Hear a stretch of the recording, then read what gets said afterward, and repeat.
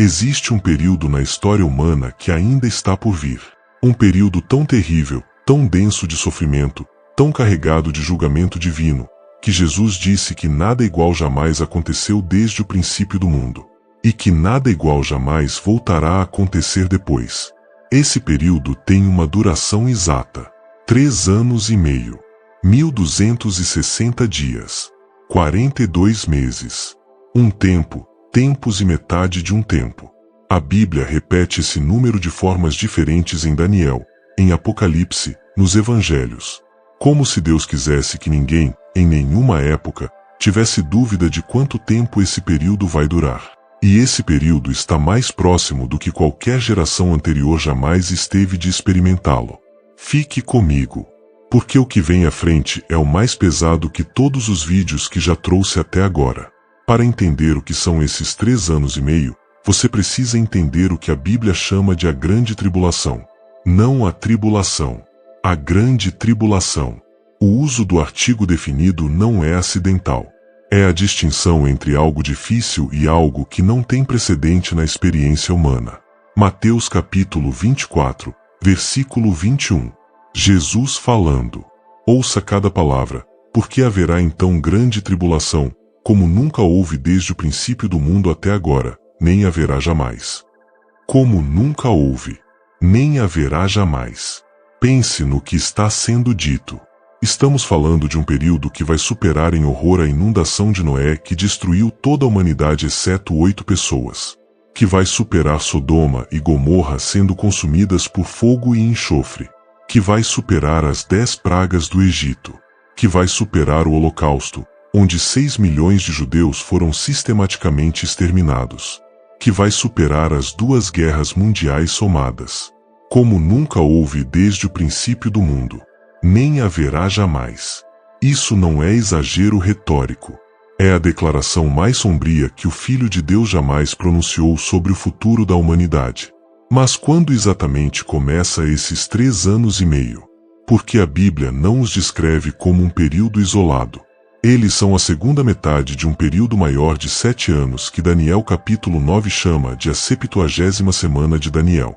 Daniel recebeu uma visão de 70 semanas de anos, ou seja, 490 anos, que foram determinados sobre o povo de Israel para o cumprimento de tudo que foi profetizado.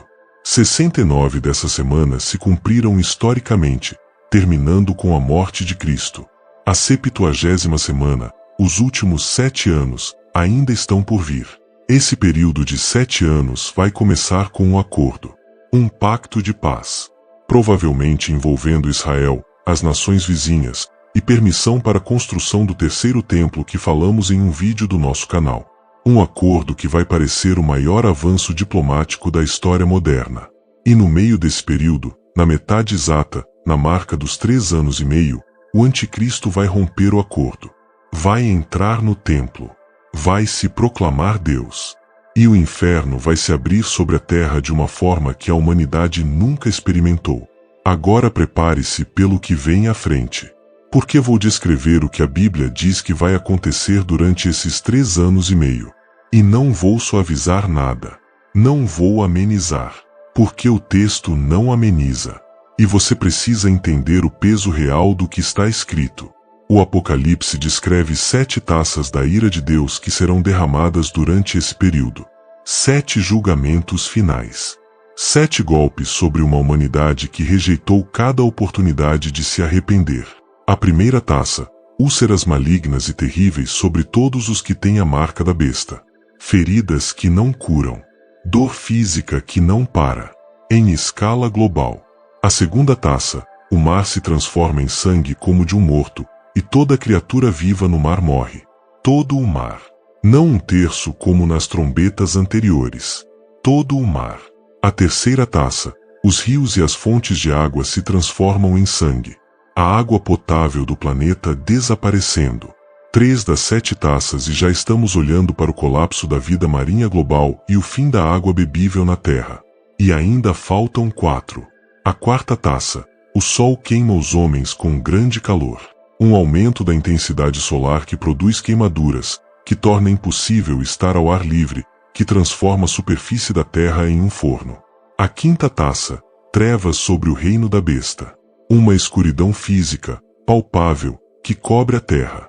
Os homens mordem as línguas de dor e blasfemam contra Deus por causa das suas dores e úlceras. E ainda assim não se arrependem. A sexta taça, o Eufrates seca completamente, abrindo caminho para os reis do Oriente e preparando o cenário para a batalha de Armagedon. A sétima taça, uma voz do trono diz, está feito. E se seguem o maior terremoto da história humana, cidades que desmoronam, ilhas que desaparecem, montanhas que somem, e granizo do tamanho de talentos, cada pedra pesando 40 quilos, caindo sobre a humanidade. Está feito. Não há nada além disso. Essa é a declaração de que o julgamento chegou ao seu ponto final.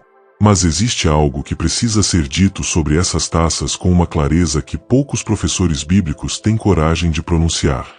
As taças da ira de Deus não caem sobre uma humanidade inocente que foi pega de surpresa. Caem sobre uma humanidade que, ao longo de anos de tribulação, recebeu sinais, recebeu advertências, recebeu chamados ao arrependimento e deliberadamente, conscientemente, recusou cada um deles.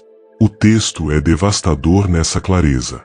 Depois da quarta taça, Apocalipse capítulo 16, versículo 9 diz: os homens se queimaram com o grande calor e blasfemaram o nome de Deus, que tem poder sobre estas pragas, e não se arrependeram para lhe dar glória. Depois da quinta taça, versículo 11, e blasfemaram o Deus do céu por causa das suas dores e das suas úlceras, e não se arrependeram das suas obras. Não se arrependeram. Não se arrependeram. A frase se repete como um refrão sombrio ao longo de todo o julgamento. Porque o mais perturbador não é a intensidade do julgamento. É a intensidade da recusa humana diante dele. Ouça o que vou dizer agora, e deixe o peso disso cair sobre você. Deus não é um tirano sádico que desfruta do sofrimento humano. O próprio texto deixa claro que cada julgamento que cai tem um propósito: produzir arrependimento, dar uma oportunidade final, mostrar com uma clareza que não pode ser ignorada que o caminho que a humanidade escolheu leva à destruição e que existe ainda uma saída. E a humanidade, em sua maioria, recusa essa saída até o fim. Isso deveria ser o sinal de alerta mais alto que qualquer coração humano já recebeu. Porque se a humanidade é capaz de blasfemar diante de julgamentos físicos dessa magnitude sem se arrepender, o endurecimento que chega a esse ponto não acontece em um dia. Não acontece de repente. Acontece gradualmente. Acontece ao longo de anos de pequenas recusas, de pequenos endurecimentos, de pequenas escolhas de fechar os olhos para a verdade. E esse processo de endurecimento está acontecendo agora, em milhões de corações, em tempo real, com aceleração crescente. Mas existe nesse período de 3 anos e meio algo que vai além das taças da ira. Algo que é ao mesmo tempo aterrorizante, de uma forma que desafia a compreensão humana, glorioso.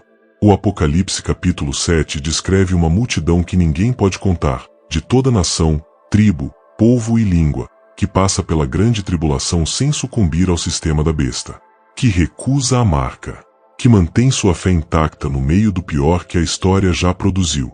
E um dos anciãos diz sobre eles: são aqueles que vieram da grande tribulação, e lavaram as suas vestes e as branquearam no sangue do Cordeiro. Passaram pela tribulação, com as vestes lavadas, com a fé preservada, com o nome de Deus na testa em vez da marca da besta. Em meio ao maior inferno que a terra já vai experimentar, existe um remanescente que atravessa de pé. Isso é o que a graça de Deus é capaz de fazer. E é o que Ele está preparando em seus filhos agora, neste tempo que antecede a tribulação. Daniel capítulo 12, versículo 1 descreve o início da grande tribulação com palavras que fazem a espinha gelar.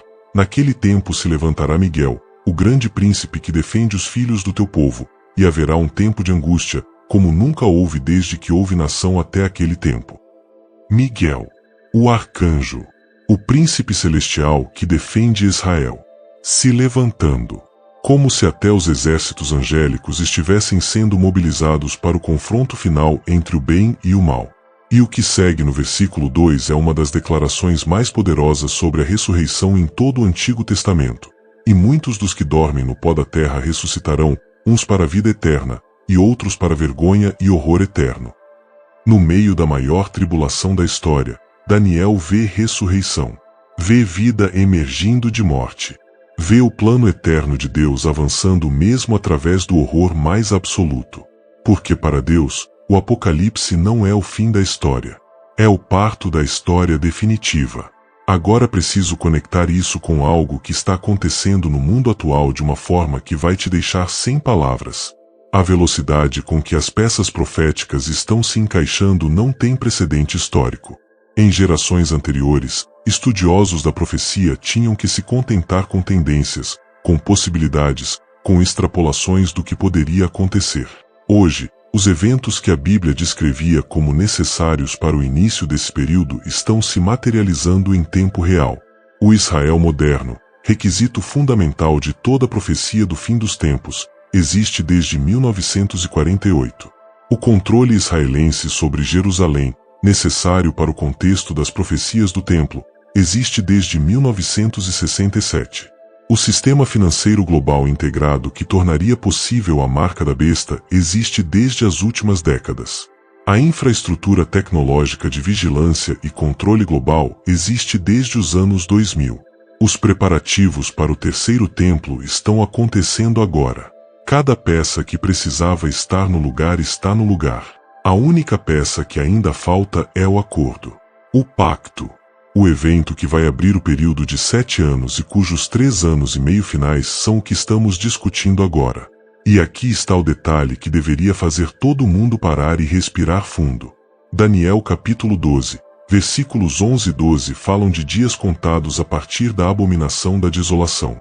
1290 dias para uma coisa, 1335 dias para outra. Números específicos, precisos, que apontam para eventos dentro do período da tribulação com uma exatidão que só pode vir de quem conhece o futuro porque é o Criador do futuro. Deus não está fazendo estimativas. Não está dando aproximações. Está dando datas. Contagens regressivas. Como um relojoeiro que conhece cada engrenagem do mecanismo que ele mesmo construiu. E esse relojoeiro está olhando para o mundo agora. Para os governos. Para as tecnologias, para os conflitos, para os preparativos em Jerusalém, para os corações humanos que estão se endurecendo ou se abrindo. E ele sabe exatamente em que ponto do mecanismo estamos. Agora ouça o que precisa ser dito sobre o papel da igreja nesse período. Porque existe um debate teológico intenso sobre se os crentes vão passar pela tribulação ou serão arrebatados antes dela. E não vou resolver esse debate aqui porque não é o foco. O que vou dizer é independente de qual posição você ocupa nesse debate. Se você for arrebatado antes da tribulação, o tempo de preparação espiritual é agora, antes do arrebatamento. Porque arrebatamento pressupõe uma igreja pronta, vigilante, com azeite suficiente nas lâmpadas, como na parábola das 10 virgens. E uma igreja que não está preparada agora não vai de repente estar preparada quando o momento chegar. Se você passar por parte ou por toda a tribulação, o tempo de preparação espiritual é agora. Porque o que vai sustentar um crente durante o período mais terrível da história humana não é conhecimento intelectual da profecia. É uma relação com Deus tão profunda, tão real, tão enraizada, que nem o fogo, nem a tribulação, nem a ameaça de morte vai conseguir arrancá-la. Em qualquer cenário, a resposta é a mesma. Preparar-se agora. Aprofundar agora. Decidir agora. Mateus capítulo 24, versículo 32 é onde Jesus usa a imagem da figueira. E é uma imagem que precisamos enxergar com clareza total. Ele diz: aprendei esta parábola da figueira. Quando seus ramos já estão tenros e brotam folhas, sabeis que o verão está próximo. Assim também vós, quando virdes todas estas coisas, sabei que está próximo, às portas. As portas. No texto grego, a expressão é epitirais. Literalmente, sobre as portas. Na porta. Já tocou a campainha e está esperando do lado de fora.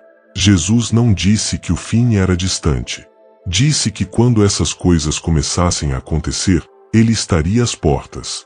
E essas coisas estão acontecendo.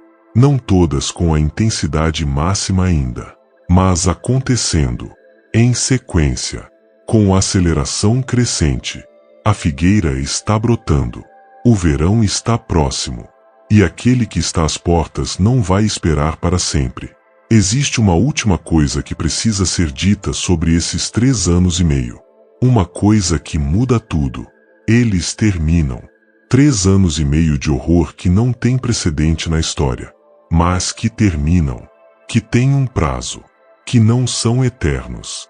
Que chegam a um fim tão dramático, tão definitivo, tão avassalador que o próprio Apocalipse parece tirar o fôlego ao descrevê-lo. Apocalipse capítulo 19, versículo 11. Então vi o céu aberto, e eis um cavalo branco. O que estava montado nele chama-se Fiel e Verdadeiro, e julga e peleja com justiça. O céu se abre. Um cavaleiro em cavalo branco. Não o anticristo do capítulo 6, com sua imitação sedutora. O verdadeiro. O original. Aquele cujo nome é acima de todo nome. Aquele cujos olhos são como chama de fogo e em cuja cabeça há muitos diademas. E com ele, os exércitos do céu. E da sua boca sai uma espada afiada para ferir as nações. E ele pisará o lagar do vinho do furor da ira de Deus Todo-Poderoso. Os 3 anos e meio mais terríveis da história terminam com o retorno do Rei dos Reis e Senhor dos Senhores. E nada que o anticristo, nada que Satanás, nada que o sistema da besta construiu resiste por um segundo sequer diante dessa realidade. E isso muda tudo sobre como você deve viver hoje. Não com medo, com urgência, não com desespero, com esperança, não com paralisia, com ação deliberada e consciente de que o tempo é curto e o que está em jogo é eterno. Cada pessoa com quem você compartilha esse conteúdo é uma pessoa que pode estar do lado certo quando o Cavaleiro Branco aparecer. Cada coração que você ajuda a despertar é um coração que pode atravessar o que vem pela frente com o nome de Deus gravado nele em vez da marca da besta. Você está nesse canal hoje porque foi escolhido para esse momento, para esse tempo, para ser parte do remanescente que enxerga, que fala, que acorda outros antes que o relógio chegue ao seu ponto final. Se inscreva no canal agora e ative o sininho, porque cada vídeo que publicamos carrega esse mesmo peso e essa mesma urgência. Deixa o like, porque ele ajuda esse conteúdo a alcançar mais pessoas que precisam entender o tempo em que estão vivendo antes que os eventos se movam além do ponto de retorno. E compartilhe esse vídeo com alguém que você ama, alguém que precisa ouvir isso agora, enquanto ainda há tempo de preparar o coração. E se prepare com tudo que você tem. Porque o próximo vídeo vai ser ainda mais estrondoso e poderoso do que esse. Eu vejo você no próximo vídeo.